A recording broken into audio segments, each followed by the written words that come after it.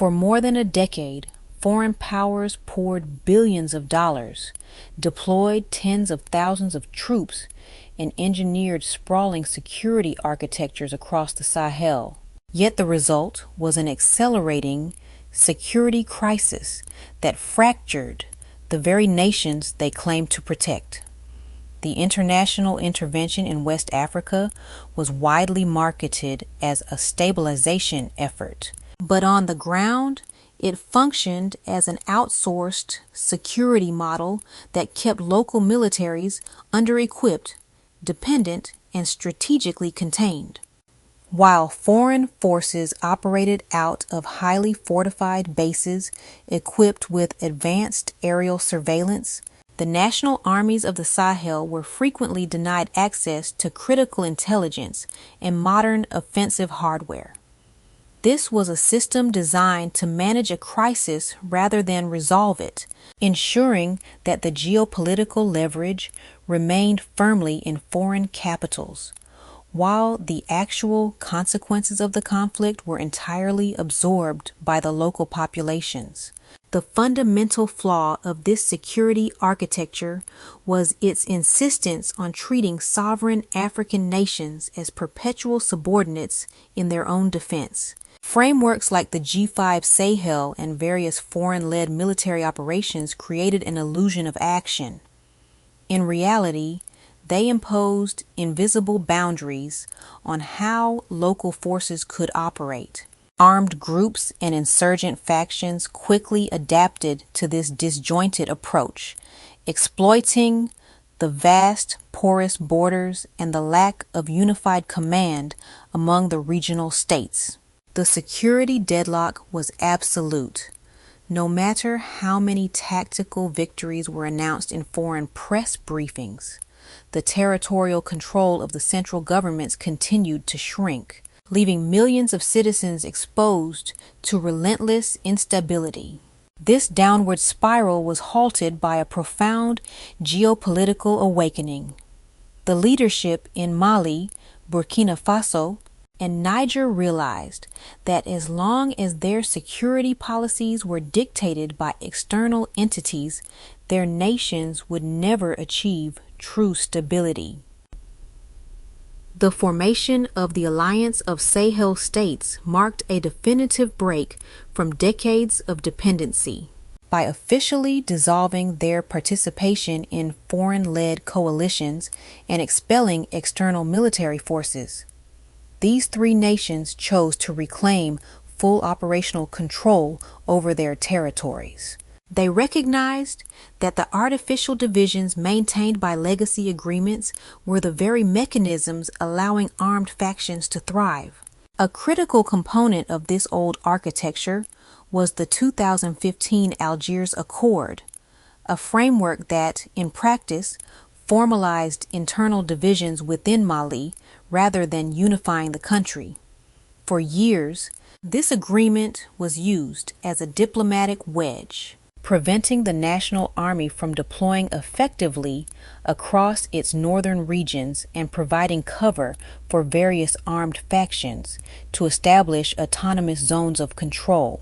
By declaring the Algiers Accord obsolete, the Alliance of Sahel States signaled an end to the era of compromised sovereignty. They shifted the paradigm from passive, negotiated containment to active, unified territorial reclamation. This profound shift in internal policy has now evolved into a complete overhaul of regional diplomacy. The late August 2026 diplomatic mission to Algiers by Malian Prime Minister Abdoulaye Maïga, carrying a direct message from the transitional President Assimi Goïta to Algerian President Abdelmadjid Tebboune, represents a watershed moment in Northwest African relations. This was not a routine diplomatic courtesy call, nor was it a request for external mediation. It was a strategic maneuver by a newly consolidated geopolitical bloc. Following a similar diplomatic outreach by Nigerian leadership, this move demonstrated that the Alliance of Sahel States is now operating with a synchronized foreign policy. When the representatives of Mali, Burkina Faso, and Niger engage with Algeria, they do so not as isolated, vulnerable governments, but as a unified coalition representing over 70 million people and a land mass of 2.7 million square kilometers. Algeria, holding the largest landmass on the African continent and sharing extensive, complex borders with the Sahel, remains a crucial piece of the regional security puzzle. Historically, the diplomatic relations between Algiers and Bamako have experienced periods of severe friction, often exacerbated by the presence of armed groups using the vast desert frontiers as logistical transit corridors. By initiating direct, pragmatic dialogue with Algiers, the Alliance of Sahel States is actively working to close the geographical loopholes that have historically sustained insurgencies. The objective is to transform a highly volatile border region into a cooperative security perimeter. This diplomatic engagement aims to restore ambassadorial ties, reopen vital airspace, and establish rigorous cross-border intelligence sharing protocols. It is a calculated strategy to isolate armed factions, cutting off their traditional rear bases and supply lines. The message sent to the broader international community is unmistakable. The security deadlock of the Sahel is no longer being managed by distant foreign capitals, but is being dismantled, piece by piece, by the sovereign nations of Africa themselves.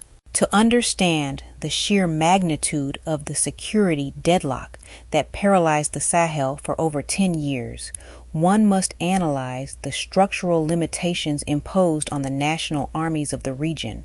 Under the previous security architectures, local military forces were essentially relegated to a secondary defensive role within their own borders.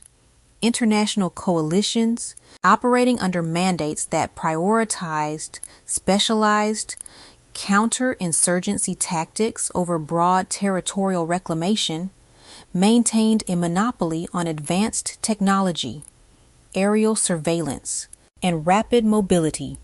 The sovereign armies of Mali, Burkina Faso, and Niger were systematically under-equipped, often relying on aging infantry gear and light vehicles to police some of the most unforgiving and expansive terrain on the planet. Foreign partners frequently restricted the transfer of high-tier offensive weaponry, citing bureaucratic hurdles or operational security concerns.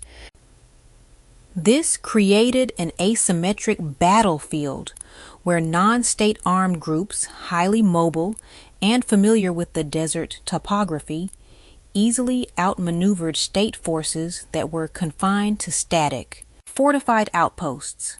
The insurgents turned the colonial-era borders into tactical shields. Whenever a national army initiated a pursuit, armed factions would simply slip across the porous frontiers into neighboring jurisdictions, exploiting the lack of seamless cross-border coordination between the Sahelian states. The foreign military presence, despite its immense budget and advanced hardware, operated in parallel to the local governments rather than integrating with them. This disjointed approach effectively established invisible boundaries, stalling any comprehensive effort to secure the vast Liptako-Gourma tri-border region. The deadlock was not born of a lack of willpower among local soldiers. It was the direct mathematical result of an inherited defense doctrine that fractured the region into isolated security zones, preventing a unified military response. The creation of the Alliance of Sahel States shattered this restrictive paradigm by merging the strategic depth of three nations into a single, cohesive military bloc. The data behind this coalition redefines the geopolitical map of West Africa. The AES encompasses a contiguous landmass of roughly 2.7 million square kilometers, creating a unified defense perimeter that is larger than Western Europe. With a combined population exceeding 70 million people, the alliance possesses both the demographic weight and the geographic scale necessary to absorb external pressures and project internal authority. By discarding the redundant defense pacts of the past, Bamako, Ouagadougou, and Niamey established a mutual defense framework that fundamentally alters the rules of engagement. The immediate authorization of a joint rapid reaction force, initially comprising 5,000 troops with a mandate to scale up to 10,000, represents a historic mobilization of African military resources directed entirely by African command centers. This numerical strength is heavily amplified by a complete overhaul of their military procurement strategy and combat doctrine. Refusing to remain dependent on former colonial powers for defense hardware, the AES nations rapidly diversified their international partnerships. The integration of modern technology, specifically unmanned aerial vehicles acquired from international defense markets like Turkey, provided the local armies with an unprecedented advantage: indigenous air superiority. The deployment of advanced combat and surveillance drones allowed the central governments to monitor the vast expanses of the Sahara and the Sahel, tracking the movements of armed convoys before they could reach populated centers. This technological leap enabled a crucial pivot from a doctrine of passive defense to one of active, intelligence-driven preemption. Simultaneously, the strategic agreement signed with new international partners facilitated the acquisition of heavy armor, logistical support systems, and advanced artillery. By turning to alternative global defense suppliers, the AES bypassed the diplomatic bottlenecks that had previously starved their military arsenals. But hardware alone does not break a decade-long stalemate. The true strategic breakthrough lies in the complete removal of operational borders between the allied nations. Under the AES framework, Burkinabe forces can pursue armed factions deep into Malian territory, and Nigerian intelligence is instantaneously routed to command centers in Ouagadougou. The right of hot pursuit has been standardized, eliminating the safe havens that non-state actors relied upon for survival. This model of unified African defense is already influencing broader regional security protocols, echoing successful cross-border collaborations seen between nations like Togo and Burkina Faso, where intelligence sharing has preempted numerous security breaches. By consolidating their command structures, pooling their intelligence networks, and modernizing their arsenals without external conditionalities, Mali, Burkina Faso, and Niger have transformed their expansive geography from a strategic vulnerability into a formidable defensive depth. They have taken the mechanics of regional security out of the hands of foreign policy architects and placed it firmly back under sovereign control. To truly grasp the magnitude of these shifting geopolitical tectonic plates, one must look beyond the high-level press conferences in Bamako, Niamey, or Algiers, and examine the physical reality on the ground. To understand how these sweeping policy changes touch daily life, we can look through the experiences of a commercial transporter navigating the region's vital economic arteries, a long-haul logistics driver we will refer to as Idrissa. His story represents the lived reality of tens of thousands of citizens whose livelihoods depend on the cross-border trade networks spanning the vast expanses of the Sahel. For the better part of a decade, the Liptako-Gourma tri-border area was the epicenter of the region's security crisis. For drivers like Idrissa, transporting agricultural staples, building materials, and vital commodities along the route from Gao toward the northern trade corridors was less of a profession and more of an extreme survival calculation. The previous international security architecture failed the local civilian population completely. While foreign military contingents maintained heavily guarded logistics hubs and patrolled the upper atmosphere with multi-million-dollar aircraft, the actual asphalt and dirt roads where the Sahelian economy operated were largely abandoned to non-state armed groups. Under the old system, the absence of unified border control meant that state authority essentially vanished once a truck left the immediate vicinity of major urban centers.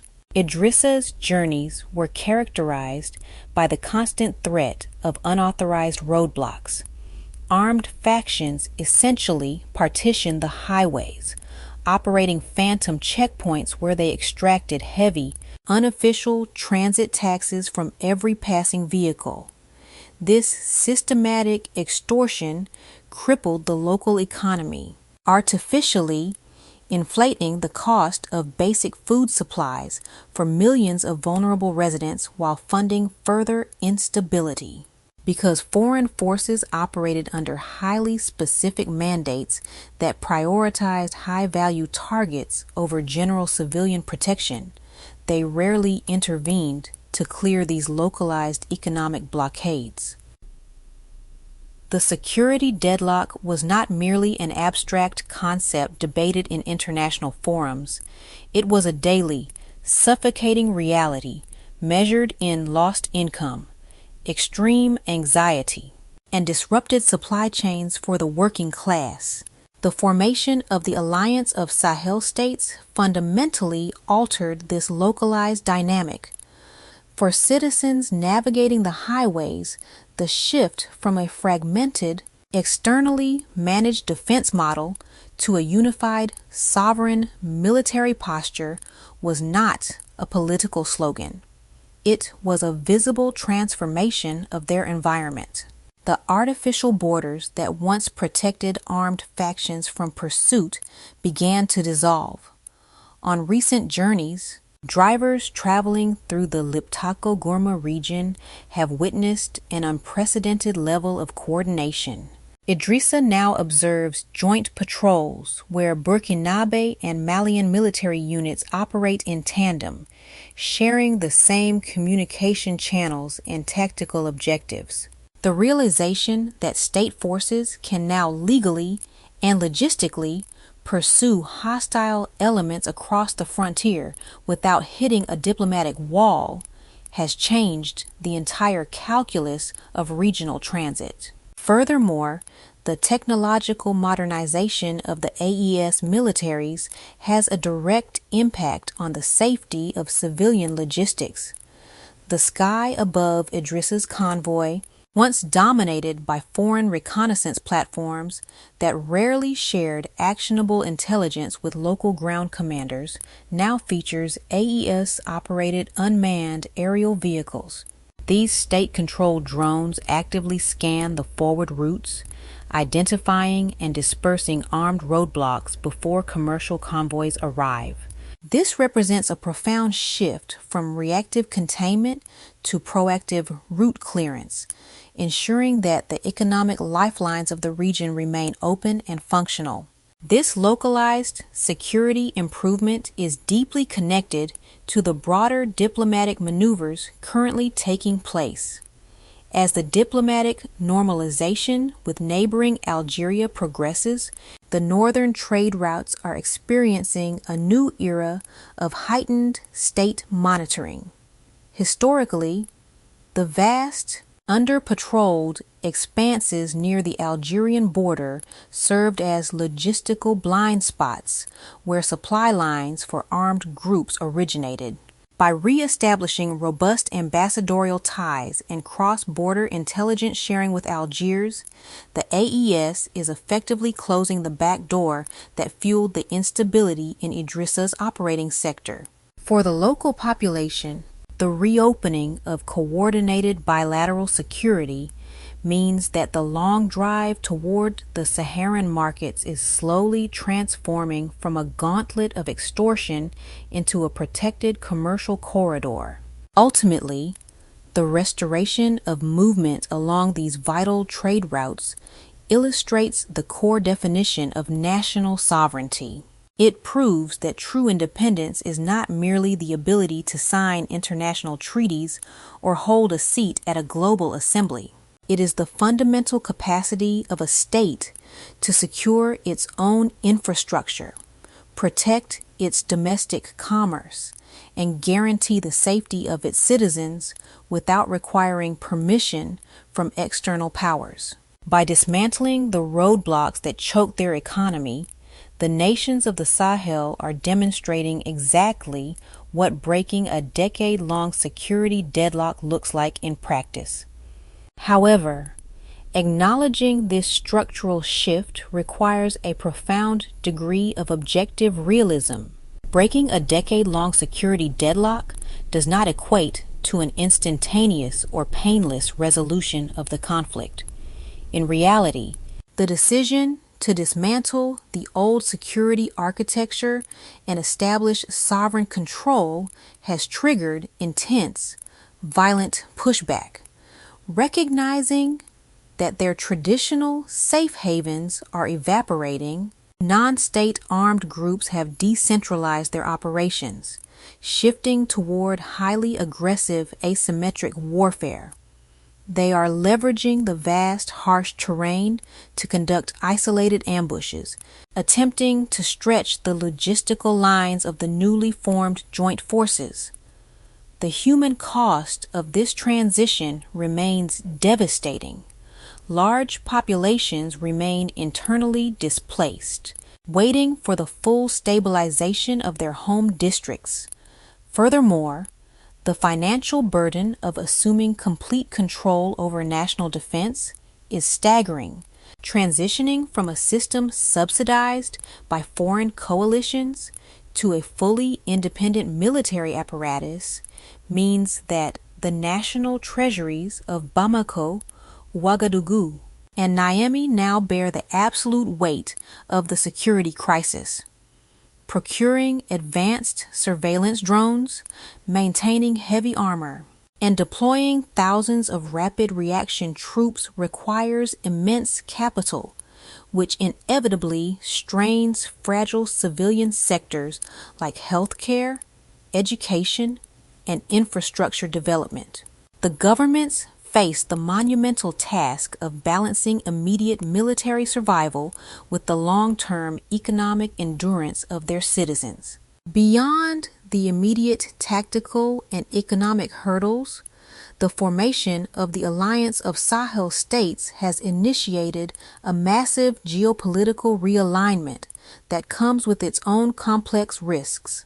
By ejecting the legacy military frameworks of Western nations, the AES did not simply close the door to foreign involvement, they radically altered the global balance of influence in West Africa.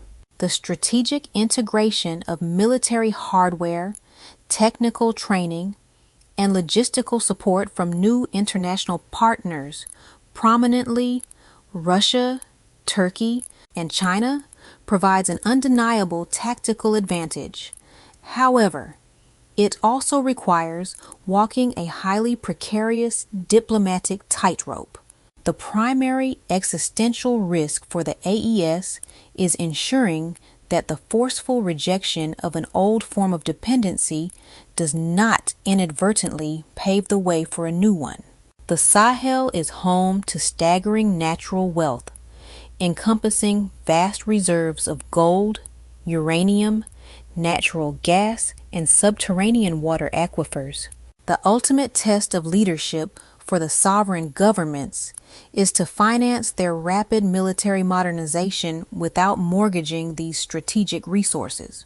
It requires intense diplomatic discipline to engage with global military suppliers purely on transactional terms, ensuring that the wealth of the soil remains firmly under the control of the local populations rather than being siphoned off through modern debt trap diplomacy. This is precisely where the diplomatic maneuvers with Algeria take on monumental macro-strategic significance. By actively aligning their security objectives with Algiers, the AES is anchoring its northern flank to a well-established military and economic heavyweight. This move creates a contiguous block of coordinated security and economic policy spanning from the Mediterranean coastline down toward the Gulf of Guinea. When combining the landmass of Algeria with Mali, Burkina Faso, and Niger, the result is a unified strategic zone of well over 5 million square kilometers. This sheer geographic scale completely alters how the rest of the world must interact with the region. Historically, foreign governments and multinational corporations utilized a strategy of divide and conquer, playing one fragmented nation against another to secure favorable resource extraction deals or military basing rights. The newly formed alliance operates on the principle of collective leverage. If an external entity wishes to engage economically or diplomatically with the Sahel, it must now navigate a unified front that prioritizes regional stability and fair resource valuation over foreign strategic interests. Ultimately, the dismantling of the Sahel security deadlock is about much more than reclaiming physical territory. It is a fundamental redefinition of global power dynamics. For decades, the dominant international narrative portrayed West Africa as a zone of perpetual crisis requiring constant external management. The Alliance of Sahel States is aggressively rewriting that narrative, proving that African nations are fully capable of diagnosing their own institutional failures and executing decisive structural reforms. The transition is undeniably harsh, and the road to total stabilization is paved with immense socio-economic sacrifices. Yet, the current trajectory demonstrates a profound historical correction. The deliberate choice to prioritize indigenous military coordination, to open direct and equal diplomatic channels with immediate neighbors rather than distant capitals, and to procure defense technology strictly on sovereign terms sets a formidable precedent. It signals unequivocally to the international community that the era of treating the Sahel as a passive geopolitical chessboard has ended. The Alliance of Sahel States has definitively shattered the illusion that foreign intervention is a prerequisite for African stability. By rejecting the stagnant security architectures of the past decade, Mali, Burkina Faso, and Niger have not simply altered their military strategies. They have entirely rewritten the geopolitical DNA of West Africa. The security deadlock that once seemed insurmountable was broken the moment these nations decided to synchronize their defense doctrines and reclaim absolute sovereignty over their territorial borders. The era of outsourced defense and managed containment has been forcefully replaced by a model of indigenous responsibility. This historic pivot proves beyond a shadow of a doubt that the African continent possesses the capacity, the resolve, and the strategic foresight to secure its own future without relying on external guardians who harbor conflicting geopolitical interests. The recent diplomatic overtures toward Algiers serve as the definitive keystone in this newly constructed sovereign security architecture. By moving to restore ambassadorial ties and establish rigorous bilateral intelligence sharing networks with the largest nation on the continent, the alliance is systematically closing the vast logistical loopholes that previously sustained regional instability. This is a masterclass in pragmatic regionalism. It demonstrates a clear understanding from the leadership in Bamako, Ouagadougou, and Niamey that true security cannot be achieved in isolation, but requires a contiguous, cooperative perimeter. The borders of the Sahel are no longer fractured lines on a map, easily exploited by armed factions due to administrative blind spots. They are rapidly transforming into a unified front of sovereign defense, stretching from the Gulf of Guinea all the way toward the Mediterranean. The road ahead, however, is undeniably steep and fraught with complex variables. The transition from an externally subsidized defense model to a fully independent military apparatus demands immense financial resilience from the central governments. As the Alliance of Sahel States continues to scale its joint rapid reaction forces and maintain its newly acquired technological assets, the economic endurance of these three nations will be tested like never before. The structural integrity of this confederation relies entirely on the delicate balance between funding and CUEC, uncompromising defense strategy, and sustaining the vital civilian economies that keep the nations functioning. Furthermore, the diplomatic agility required to engage with new global defense suppliers without falling into modern, strategic dependencies will be the defining political challenge of this generation of Sahelian leadership. They are not merely neutralizing a localized security threat, they are actively defending the foundational principle that African resources must explicitly fund African development, not foreign geopolitical ambitions. What the world is witnessing right now is the deliberate dismantling of a global complex that treated West Africa as an eternal project to be managed from afar. The security deadlock was broken because the leadership of the AES recognized a fundamental truth. The tools of true liberation could never be borrowed from the very systems that historically benefited from their containment.